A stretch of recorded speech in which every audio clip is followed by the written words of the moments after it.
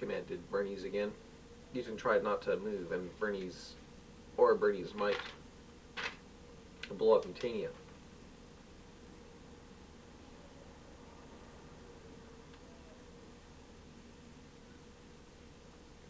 Newton looked at the viewing screen with one eye opened and saw 3 Federation ships shooting at the Nosh. The photon torpedoes would put little holes in its skin each time it was hit. Suddenly the Nosh opened up its big jaws and started sucking the ships into it. One escaped, but was crushed by its fast-moving tentacles. Newton knew it would be the end of Mutania if Bernice got it too close to the monster. So he began to think of ways to get rid of him and save his ship from that ticking time bomb. "Start your firing, Sonya," Bernice commanded. Sonya pressed a button, and 2 red phaser beams shot out of Mutania and hit the Nosh monster. Mutania fired again and again. "The sensors showed that the phasers had no effect on the Nosh, sir," Shirley said, making Newton jealous. "Keep firing," shouted Bernice in Newton's throne. Mutania fired again and again, hitting the monster in its side. But the Nosh kept on flying. "Keep firing, Sonya. Don't take your finger off the button. And Shirley, pour on the speed to warp 10. Mutania shot through space, with 2 red phaser beams shooting out of it and onto the Nosh's side. Suddenly the Nosh began to slow down and turn toward Mutania. "Fire photon torpedoes at it," Bernie shouted brightly. Blue bolts of energy began shooting out of Mutania now and started putting more holes in the Nosh's body. "Keep firing," he yelled again. The Nosh began flying toward Mutania. "What now?" Sonya asked. Bernie sat down terrified in Newton's throne and said, "I don't know. What would Newton do in a situation like this? He's so stupid he'd probably run the ship right into the thing." "No, he wouldn't. He would have us retreat," Sonya said. "Then get this ship out of here." Suddenly the octopus-looking creature snatched out to grab Mutania with its huge tentacle. It missed by a mile, but the size and weight of it sucked Mutania toward it from the gravity it made from its size.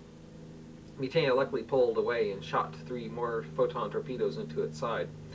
"The Nosh is beginning to increase its speed," Sonya shouted brightly. "Keep firing those photons," Bernice demanded.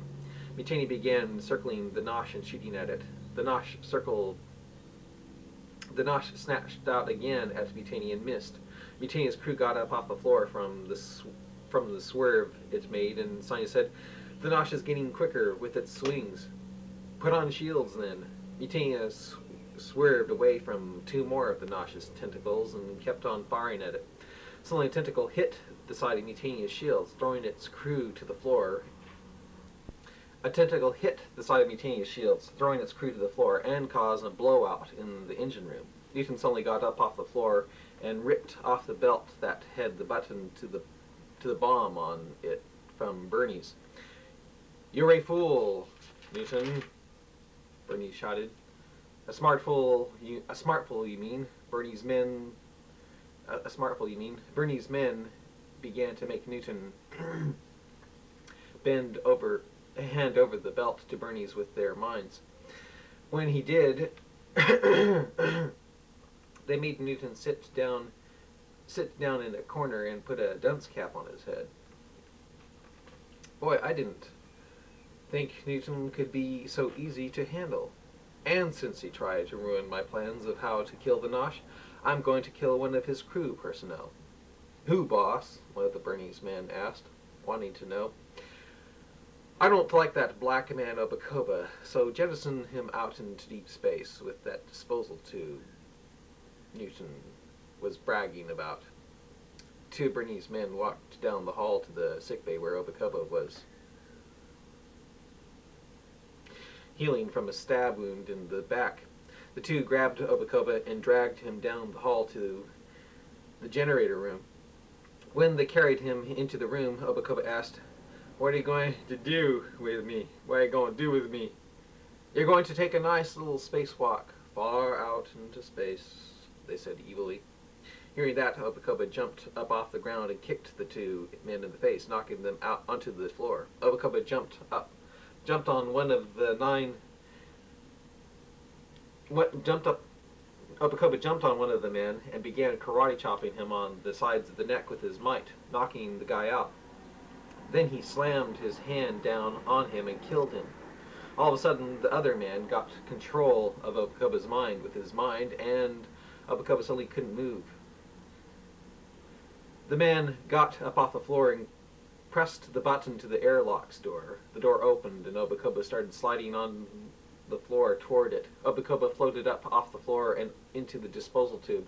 The man laughed and was just about to press the button to the hatch door when suddenly Obakoba said, "Since I'm going to die, could you get my belt that's over there on the table?" "Why?" asked the man. "Well, since there aren't any cigarettes, I want to wear my belt when you kill me," Obakoba said nervously. "Okay," the man said, and he brought Obakoba his belt. Obakoba put it on, then laid